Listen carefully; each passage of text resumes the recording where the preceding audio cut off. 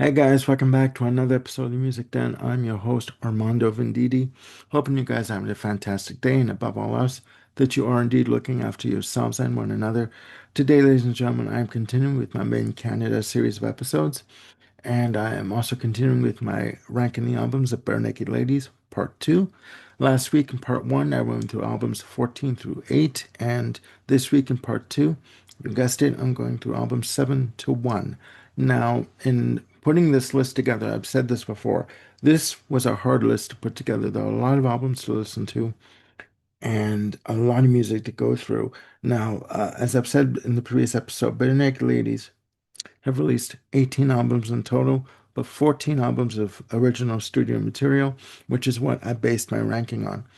And yeah, I'm happy with the way this ranking has gone. And as I've said before in many of the episodes, just because an album or a song is at the bottom of a list does not mean that the songs or the albums are bad in any way, shape, form, or fashion. It's just that when you do these lists and you try and talk about an album or a song, you have to put them somewhere on these lists, right? When you do these kinds of episodes. So, kicking off part two of ranking the albums of Barenaked Ladies, we have number seven, and coming in at number seven, I have Barenaked Ladies Are Me, released September 12th, 2006. Now, this album was recorded in two stretches. The bed tracks were recorded from October 17th to November 20th of 2005, and the overdubs were recorded from February 5th to April 28th of 2006. The album was mixed in May of 2006 at Metalworks Studios. Metalworks Studios is owned and run by Gil Moore, ex-drummer and co-lead vocalist of the band Triumph. The album was produced by Barenaked Ladies and released through Desperation Records. I do believe that Desperation Records is their own label, but don't quote me on that. Now, in terms of the recording for this album, Ed Robertson and excuse me, Stephen Page, the two co-lead vocalists, uh, wrote incessantly and wrote 29 songs in this period. So they decided to split the songs up into two albums. You have Bare Naked Ladies Are Me, which was released in '06, and then you have Bare Naked Ladies Are Men, released in '07. Now, Bare Naked Ladies Are Me has 13 songs on it, and unlike Bare Naked Ladies Are Men, this is much more of a, I guess you'd say, softer acoustic album. Fantastic nonetheless. Stephen Page and Ed Robertson, their ability to write catchy hooks and fantastic harmonies, just sublime. And their vocal style blended so beautifully on these albums. Uh, Stephen Page would leave the band in 2009, but at this point they were doing just fine. Song and the album starts off, sorry, with the track "Adrift" with Ed Robertson on lead vocals. Beautifully done, very much acoustic based track, beautiful acoustic guitar work, wonderful harmony vocals provided by Ed Robertson and Stephen Page. I do believe Kevin Hearn is also in on the vocals, and Jim Cregan doing backup vocals. Just amazing. Other songs of note on the album are Bank Job, the second track, 4 minutes and 27 seconds. Sound of Your Voice, 3 minutes and 16 seconds. Beautiful, beautiful track. The lead off single is my favorite, Easy, at 4 minutes and 31 seconds. And it features Ed Robinson on lead vocals. Beautifully done, beautifully done. Again, very much acoustic based with acoustic guitars. Fantastic bass drum that comes in from Tyler Stewart. It's got a bit of a folk quality to it. You can easily see two friends sitting on, sitting outside one night, either by a fire or even just on their front steps with two acoustic guitars and just coming up with this idea for the song, coming up with chords and chord structures and melodies for the song just off the top of their head. Very beautifully done. Another Song of note is Home, the next track on the album, 3 minutes and 34 seconds. And there are Canadian references to this album with songs like Peterborough and the Chorus at 2 minutes and 40 seconds. Beautifully done, just amazing, amazing. Um, that's number seven. Coming in at number six, I have Everything to Everyone, released October 21st of 2003. Their last release, I do believe, for Reprise Records. They decided to not renew their contract with Reprise and go the independent route. The album, Everything to Everyone, was recorded between April 3rd to May 25th, 2003, produced by Ron Aniello. Now, Ron Aniello recently was involved with the Tracks 2 box set from Bruce Springsteen. Fantastic box set. Please pick it up if you can afford it. Fantastic album, Everything to Everyone. I with a playing time of 50 minutes and 40 seconds. That's another thing too. With every one of these albums, they packed a lot of music on these albums. Sometimes 14 tracks, sometimes 12, 13 tracks, 16 tracks, as I mentioned, with Barenaked Ladies or Men.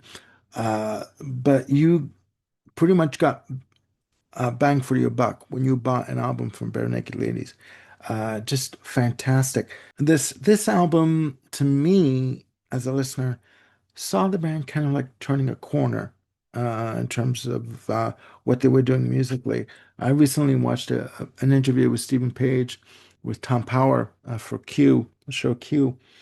You can see the interview on YouTube, and he was saying that even at this point, he and Ed Robertson were writing politically oriented songs. And as you can tell with the album cover graphic, you see the band standing there side by side with Stephen Page holding up the flag with the title of the album on the banner of the flag, just proudly, very proud holding the flag up. And this is a fantastic album. Again, I see it as a turning point for the band for some reason. I don't know. I can't even put my finger on it why, but I do see it as a turning point. Songs of note on the album is the UK single, the lead off track, Celebrity. Another Postcard, which was a North American single, at 3 minutes and 25 seconds. And that's another thing too. Most of the songs on these albums are within the 2 minute and a half range to 4 minutes and a half. Very rarely will you get a track on a Barenaked Ladies album that's like over 5 minutes. Sometimes you'll get one that's over six, but very few and far between. Other songs of note on Everything to Everyone is Testing 1, 2, 3 at 3 minutes and 32 seconds. Upside Down is another track, track number 8 at 3 minutes and 15 seconds. Fantastic. This is a really good album. And it does end off with the beautiful Have You Seen My Love? Just wonderful. And I did fail to mention maybe Katie, which I do believe was a single in North America. And there's a limited edition of this album that features three acoustic tracks, and one of the acoustic tracks on it is an acoustic version of Maybe Katie. Okay, fantastic album. That's number six. Coming in at number five, I have Grinning Streak, released June 4th of 2013, recorded in two spurts in May of 2012 and from February to April of 2013, released through Vanguard Records. I do believe that they had signed a three-album deal with Vanguard Records at this point. Fantastic album. Originally, this album was going to be my number nine, but in listening to the album halfway through, I'm like, no, no, no, no, no. This is going to go up the list. With a playing time of 44 minutes and 46 seconds. The album was produced by Howie Beck and Gavin Brown.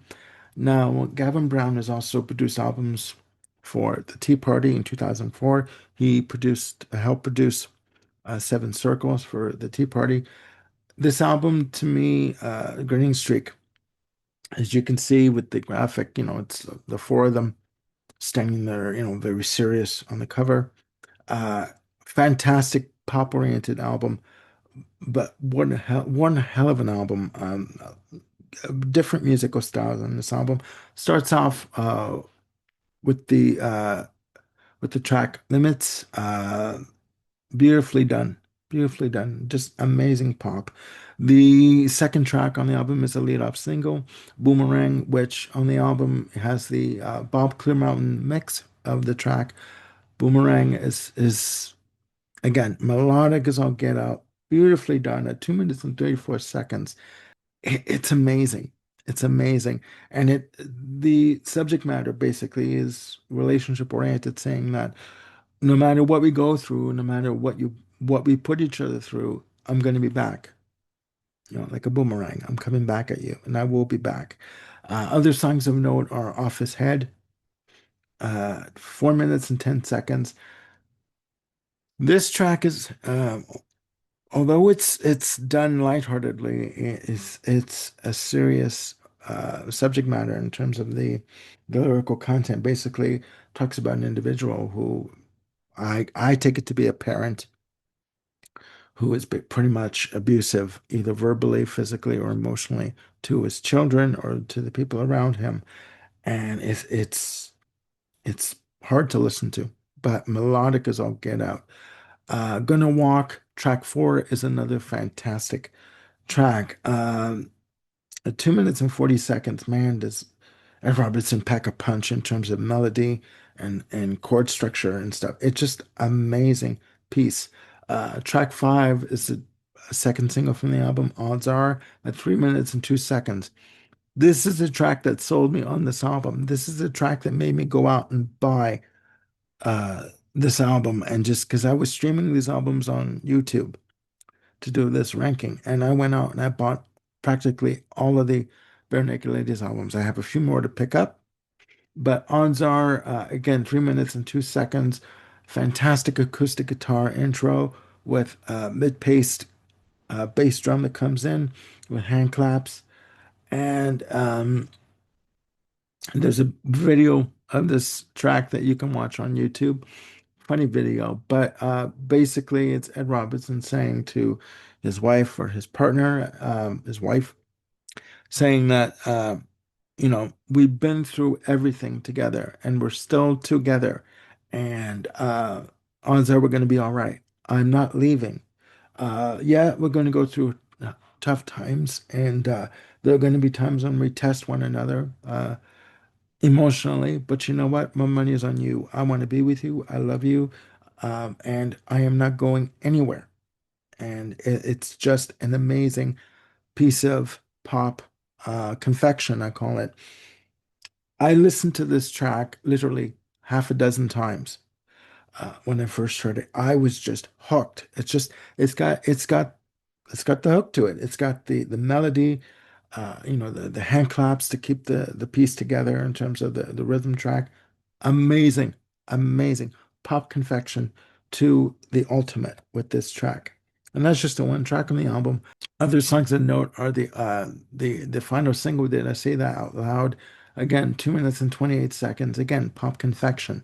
You also have Kevin Hearn providing the song at 5 minutes and 45 seconds, Daydreaming, and the final track on the album, again, 6 minutes and 47 seconds with the track Crawl. Beautifully done. Beautifully done. Amazing. You really need to check this out. Um, that's number five. Coming in at number four, I have Maybe You Should Drive, released August 16th, 1994.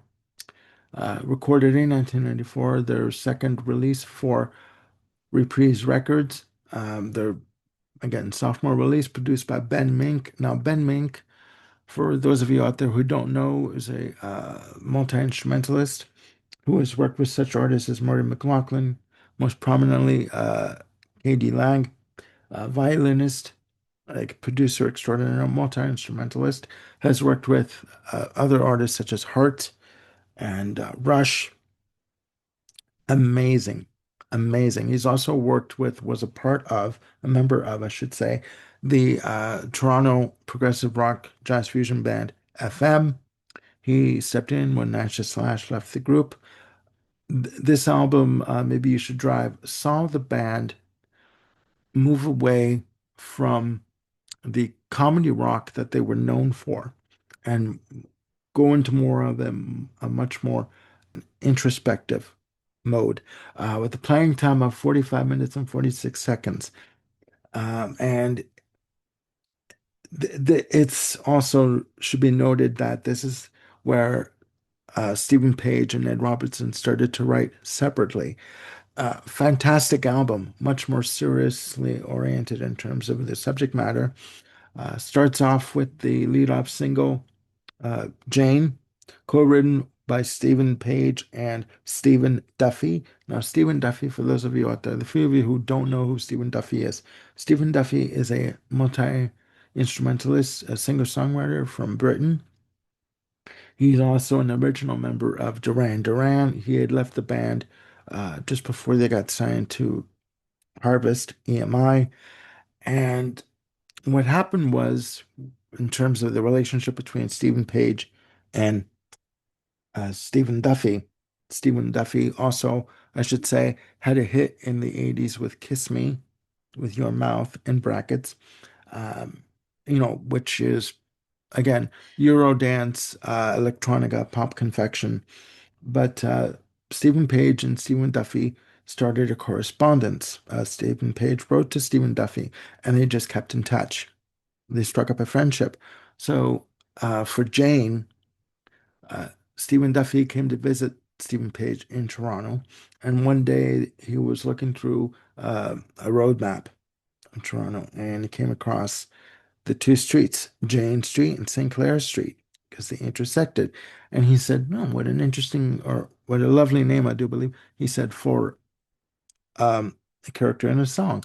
So out came the track Jane. Jane is a simply fantastic piece of work, featuring Stephen Page on lead vocals. Other songs of note on the album are You Will Be Waiting at 3 minutes and 45 seconds, Everything Old is New Again, and the which is another fantastic piece of work. Uh, Alternative Girlfriend is the second single from the album, also co-written uh, by Stephen Page and Stephen Duffy at 4 minutes and 22 seconds. Beautifully done. Beautifully done. This album saw more of a kind of, it's listed as alternative rock, college rock. A lot more heavier guitars from and Robertson on this album. Th- This is a really good album. I need to listen to it some more. And I don't know. I mean, w with the release of this album, they had such a hit with the first album, Gordon, in Canada, that trying to follow Gordon up with Maybe You Should Drive was, I would imagine, a bit of a daunting task. But I mean, they succeeded, brilliantly. And another song on Maybe You Should Drive that I want to talk to you about is track 11, called The Wrong Man Was Convicted. Another co-write with Duffy and Page. And it basically is the individual is saying in the song to his partner or to his wife that they want out of the relationship, that this was not what they signed up for, and they feel like their relationship with their partner is pretty much a prison sentence. And like I've said this before, don't ever say anything like that to your significant other. You'll get your ass whooped. But it is a wonderful song, and it is a good, strong album. And a lot of the Barenaked Ladies albums are very strong in content. They need to be discussed more. Um, and that's number four. Coming in at number three, I have Stunt, released July 7th, 1998 through Reprise Records, recorded at Arton Studios in Austin, Texas, and Phase One Studios in Scarborough, Ontario, Canada, produced by Barenaked Ladies, David Leonard and Susan Rogers. Now, David Leonard and Susan Rogers were music engineers that worked with Prince through the mid 80s until the late 80s. Susan Rogers has worked with Prince on a number of songs that she helped engineer and put together, along with Peggy Mac McCreary.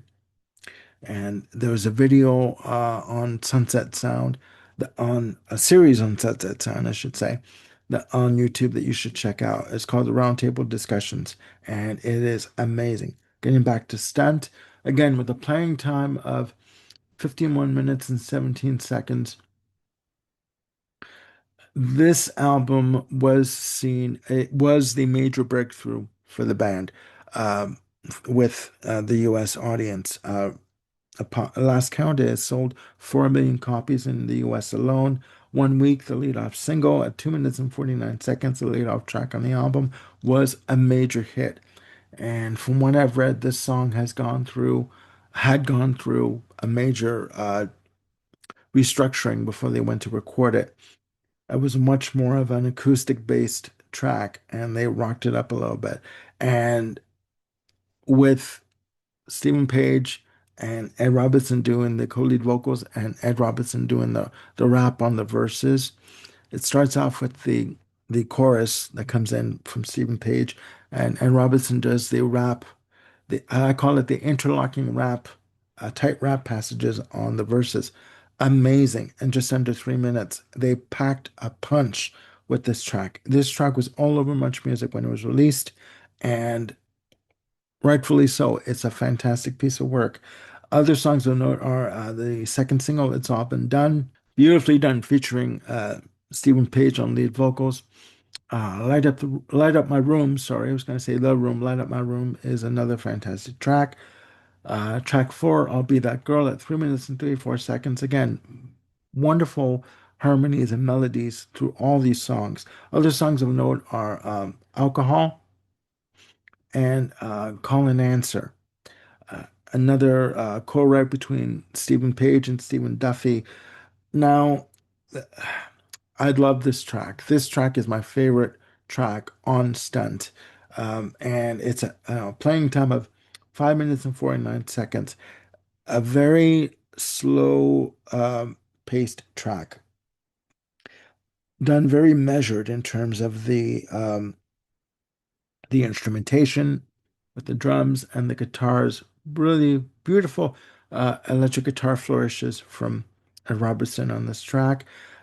A very slow and deliberate vocal delivery done by Stephen Page, and he's basically taking stock of his relationship with the person he's with, and he's basically saying, you know what? I'm coming into my own again. I'm coming back to my senses.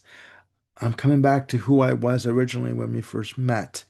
And it doesn't mean I don't love you. It doesn't mean that I don't want to be with you, but it means that if we are going to be together, things are going to change. And when he does the final verse, I guess you could say on the end of the track, at the end of the track, Stephen Page comes in so strongly and so clearly and forcefully, and like he shines vocally on this piece.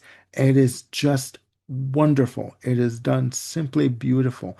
There is a version of the song on the EdTV soundtrack at 4 minutes and change, but I prefer the album version at 5 minutes and 49 seconds. It is wonderful. I think this track, as serious as it is in terms of its delivery, I think it is simply musical poetry overall. I think it's wonderful. This is my favorite Barenaked Ladies track overall. I've got to say, I have never grown tired of it. And, it's just wonderful. It's just wonderful. Coming in at number two, I have, wait for it, Gordon, released July 28th, 1992. Their major label release for our debut release for Sire and Reprise Records, produced by Michael Philip Wojowoda, with a whopping playing time, I should say, of 59 minutes and 15 seconds. As I said uh, in the previous video, part one of this episode, they had released five EPs, independent EPs, prior to the release, major label signing and the release of Gordon. 7 songs from those EPs appear on this album. 15 tracks in total.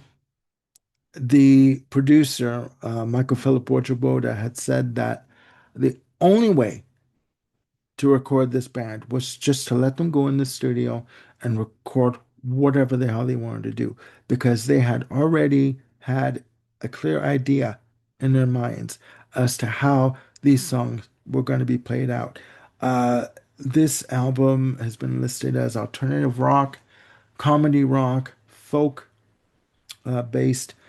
Yeah, and they do a wonderful mix of having serious themed lyric tracks mixed with juxtaposed against more comedic pieces of music. Starts off with Hello City at 3 minutes and 22 seconds. This is jazz galore. Beautifully done.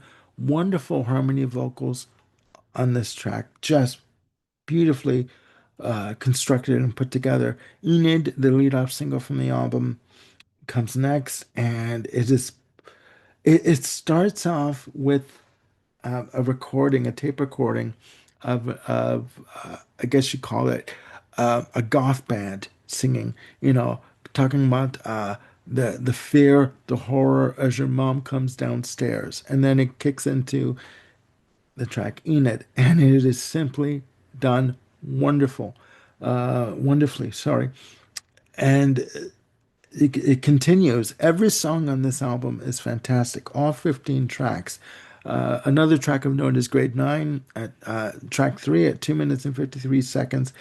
A manic track done with a ska uh, arrangement to it on the drums, just beautifully done, and referencing everything that somebody in Grade 9 goes through, trying to fit in, trying to be popular, listening to popular music, whoever else is listening to something that maybe you should be listening to. You want to try and fit in. Oh yeah, I listen to Duran Duran, I listen to Rush, I listen to whoever, and it's just wonderful.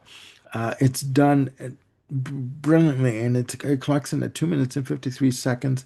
And at one point, they go into a rendition of Tom Sawyer from Rush, just a bit of a rendition of it. And then coming out of that, they go into doing the piano piece from Lucine Linus from the Peanuts. It's just done wonderfully. Up next, you have Brian Wilson, one of the singers from the album, and the live version of this was released on a live album they did called Rock Spectacle, which was released just before Sun came out. And the live version of Brian Wilson was a hit for the band. This saw the band, this track, the live version of Brian Wilson, saw the band just start to get popularity in the US, and it was wonderfully done. And they were worried about Brian Wilson hearing this song when it was released because of the lyrical content. It starts off with the lyric, drove downtown in the rain, 9:30 on a Tuesday night, just to check out the late night record shops. And if you're a music nerd like me, or a geek, I guess you could say, but in a good way, and you had a tendency to go downtown to go check out the late night record shops in Toronto, this song hit home for you. Apparently, I believe it was Ken Cheshire who told me this, that Brian Wilson heard of the song, contacted the band, and started to perform the song in his concerts. And they struck up a relationship with Brian Wilson. You know, um, it's a serious song, and it has an extended instrumental section featuring heavy bass work on the lead out on the coda of the track. Wonderfully done. Other songs on this album, every song on this album is great, but other songs of note are the another single, Be My Yoko Ono, 2 minutes and 45 seconds, comedic timing, just wonderfully done. Beautiful harmony vocals on this track. Other songs of note are another single from the album, What a Good Boy, which at 3 minutes and 52 seconds packed a hell of a punch, talking about individuals who feel the being on the fringes of society and not really wanting or expecting to conform to society's rules and really not wanting to and feeling that restraint basically from when they were born, just that they could never break out of that shell. And who out there hasn't felt that way? I know I have, and I know quite a few people who have. And it's wonderfully done. It's wonderfully done. A couple of more songs to talk about are The King of Bedside Manor, which is track 8 on the album. 2 minutes and 24 seconds. Pretty much done in, I would say, almost like a skiffle kind of an arrangement. Manic as I'll get out.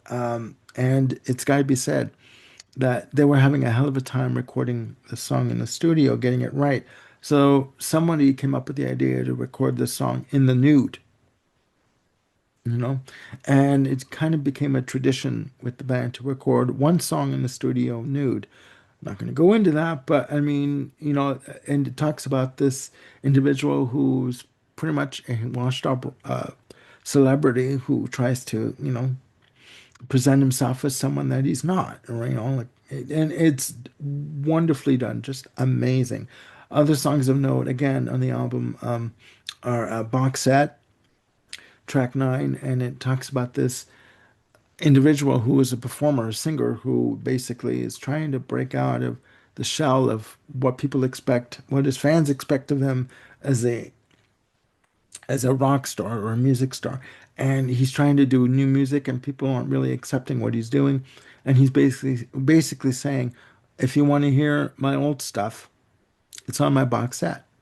And it's done wonderfully. Other songs of note, last song I'm going to mention is the track If I Had $1 Million, which has been a staple in with the band since it was co-written with Page and Robertson.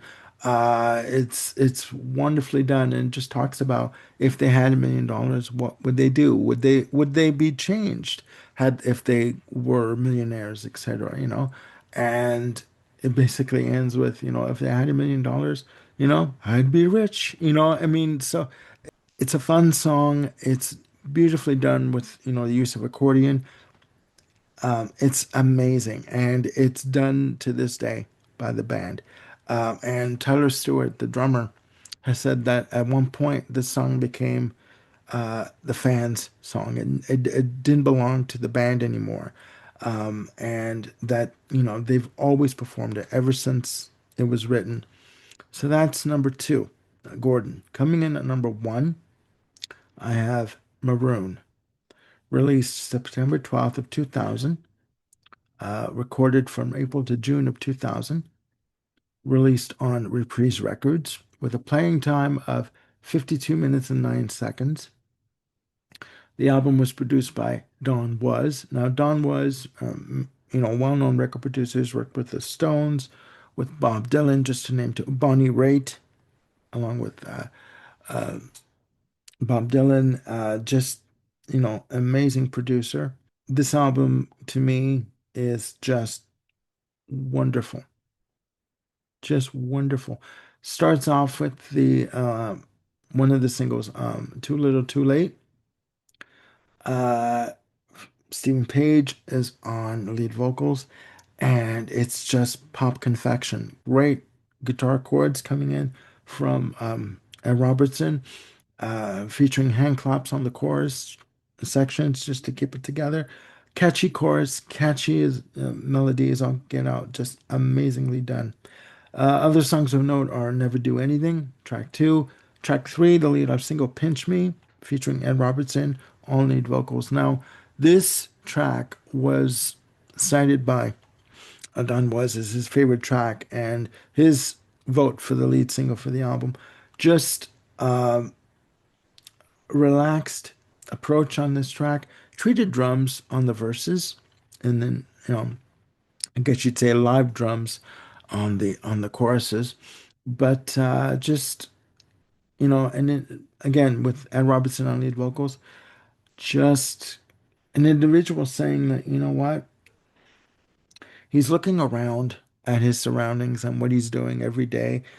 Uh, it may be humdrum and dull to some people, but he is going to stick around. He's not gonna leave where he is. He's not gonna change his life. He's going to stay where he is and enjoy what he's doing because you know what?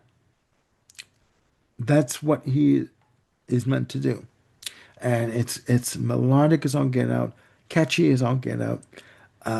Other songs of note are Falling for the First Time, featuring again Ed Robinson on lead vocals, and great guitar work from Stephen Page on the choruses. Amazing, just amazing pop confection. Fast drum pattern, sorry, from Tyler Stewart. Melodic as all get out, and pop confection. Other songs of note are Conventioneers, at track six at 3 minutes and 43 seconds, featuring Stephen Page on lead vocals. Now, this vocal delivery that Stephen Page does on this track, Conventioneers, it's very soulful, very almost seductive. It's almost like he's standing really close up to the mic and just slowly, very subtly, very gently delivering the vocal. But soulful is the only way I can describe it. It's the only way I can describe it. Fantastic, melodic as all get out. Another song of note is the lead, next track, track seven, Sell, Sell, Sell, at 4 minutes and 1 second. Now, Sell, Sell, Sell has, in terms of the structure of the track, the drums are done in a tango time signature, 15/8 time signature, and the backing track, the drums are done in a compound quintuple meter, which is a 15/8 time signature. And Stephen Page is on lead vocals, and it's just wonderful. The subject matter is basically about a performer, an actor, who, from one way or another, in one way or another, sorry, is going to try and sell his wares, whether it's on in the movies, on television, on stage, infomercials, whatever. And it's the vocals are delivered brilliantly by Stephen Page. Near the end of each line of the verses, you almost feel like there's like a tension, like a build up in the vocal delivery, but almost like a tension that's building up on the track. And it's wonderful. It is wonderful. What I like about this album is, what I love about this album, I should say, is the variety of musical styles. Yes, Gordon had, musical diversity, but this album delivers a hell of a punch. Okay, and that's only track seven on the album. Other songs of note on this album are Baby Seat, which is another co-write between Stephen Page and Stephen Duffy. And this track, I mean, the drums are done wonderfully by Tyler Stewart, and the drums are done just really good thick snare drum sound on this track. And when Stephen Page does the vocal on the choruses, he does so forcefully, so adamantly, and just so powerfully that you sit up and pay attention. At 4 minutes and 13 seconds, it is simply wonderful. Just, you take notice of the forcefulness and the passion that Stephen Page delivers in his vocals on this track and on every album that he's done with the Barenaked Ladies and his solo work. Another song I'm going to mention is the 12th track on the album at 3 minutes and 48 seconds. Tonight is the night I fell asleep at the wheel, with Stephen Page on lead vocals. This is a morbid way to end the album, but basically it's talking about this individual who falls asleep at the wheel for a split second and crashes his car and dies. And he, at one point, his spirit is hovering against the roof of the car, the inside roof of the car, looking down on his body and realizing, oh, fuck, I'm dead. Like, there's no going back. I made this split second mistake and I'm done. And as they, pry him from the car, his spirit is floating above and he's just realizing that he's made the mistake, that he can't go back. His life is over. Again, a morbid way to end the album, but melodically, with the harmonies, beautifully done. Wonderful way to end the album. Okay. There is a hidden track called Hidden Sun, sung by Kevin Hearn, track 13, 5 minutes and 1 second.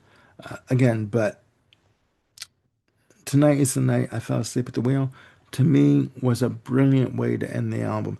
Very unexpected, but again, brilliant. And, again, the band were at a point where they didn't want to be known for the comedy rock tag. They wanted to be known as serious musicians that could write melodic pop or melodic alternative rock. Although, you know, if if you listen to, Billy Joe Armstrong from Green Day, alternative to what? I mean, it's all music. It's fantastic music. So there you have it, ladies and gentlemen. Barenaked Ladies ranking the albums part two, albums 7 through 1, as part of my main Canada series. Please put down in the comments below your views of these albums. If you know these albums, let me know your opinion of these albums, and let me know your ranking of these albums from part one and part two of this series. Please click like and subscribe and hit the notification bell to keep yourselves on top of any new content we got coming up. And I've got more shows coming up with Jim Breaker, Ken Cheshire, Sagosh, and yes, the ever elusive Bill. And we'll be back soon. Bill Schuster will be back with more with us for more episodes. Bill's been busy the past few weeks, but he will be back. All right. So please look after yourselves and one another, and I will see you soon on the Music Den. Bye for now.